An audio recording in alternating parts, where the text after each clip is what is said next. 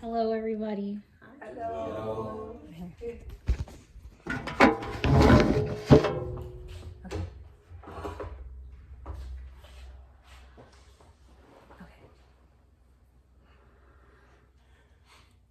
In full transparency, I'm going to be honest. I didn't think I would be here today. Here presenting my speech, here taking this class, here at all. According to an article from the Wiley Online Library, among young people, suicide rates began a rapid rise after 2010 that has not been abated or fallen. Tonight, I want to shed light on different types of therapy, the long-term effects of living without treatment versus with treatment, as well as compel you as my audience to seek out ways of connecting with a therapist. In order to understand the long-term effects of living without treatment versus with treatment, we must first understand the different types of therapy.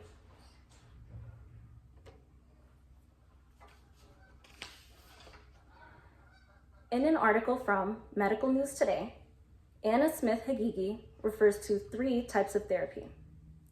3 different types of therapy include psychodynamic therapy, which helps patients work through past experiences in relation to current behavior, interpersonal therapy, which helps patients navigate interactions with family, close friends, and loved ones. And third, cognitive therapy, which deals with assessing and ultimately changing negative thought patterns or behaviors.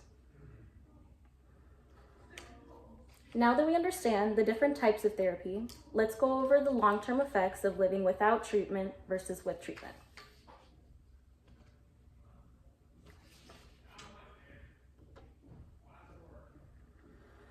Long-term effects of living without treatment are risk of heart disease and increased risk of stroke due to elevated blood pressure.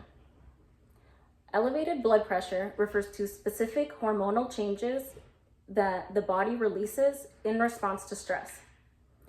This hormone spike raises your heart rate and constricts your blood vessels, resulting in heart strain that can lead to serious heart disease. This information is in reference to an article by Mayo Clinic. In a 2023 research study on psychodynamic therapy, researcher Gabby Scheffler stresses the importance of the capacity therapists have to create relationships and enable patients to feel human, understood, and held within a setting that is accepting, patient, respectful, non-judgmental, as well as stable.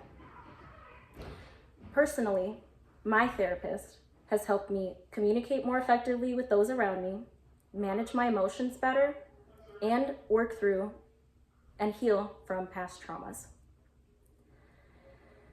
Now that we understand the long-term effects of living without treatment versus with treatment, let's focus on how one can seek out ways of connecting with a therapist.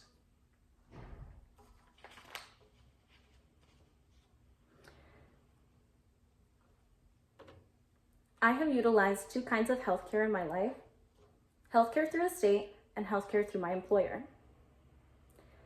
In accordance with the Illinois Department of Healthcare and Family Services, which regulates Medicare eligibility, myself, as an underage, unemployed U.S. citizen, I was eligible for Medicaid.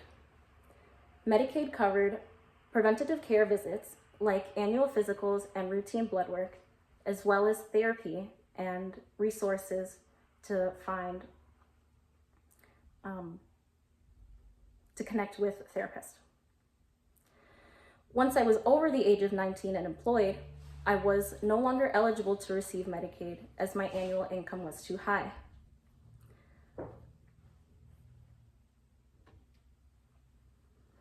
Through my employer, I have utilized 2 types of healthcare plans. Through Blue Cross Blue Shield, I was provided with PPO care, and then once I was promoted, I transitioned to HMO coverage. This is an example of my insurance card. As you can see, wellness visits are free.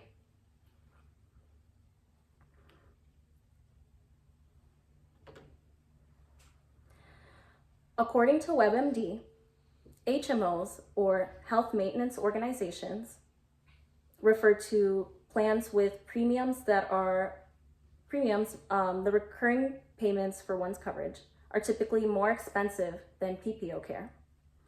But copays, or payments made in coherence with patients' visits, are typically cheaper than PPO. However, coverage is limited to in-network providers, and specialty care visits require reference or referral. On the other hand, PPO coverage, or preferred provider organization plans, typically have cheaper premiums, but on the other hand, more expensive copays. They also provide out-of-network provider options, which offer provider flexibility, which isn't covered in HMO plans. These providers also may not offer certain services or coverage based on the plan that you have. And no referral for specialty care is needed. For an HMO plan, in terms of a copay, they're typically $20, and for PPO, it's typically $70 for a copay.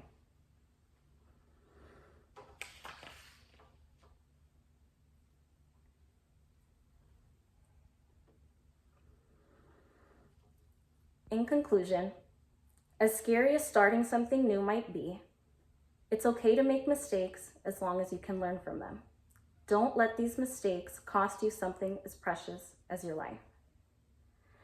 I hope my story and experiences allow you to see the different types of therapy, the long-term effects of living without treatment versus with treatment, and compel you to seek out ways of connecting with a therapist.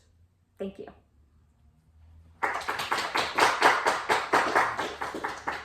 Yay. Oh. Thank you, everyone.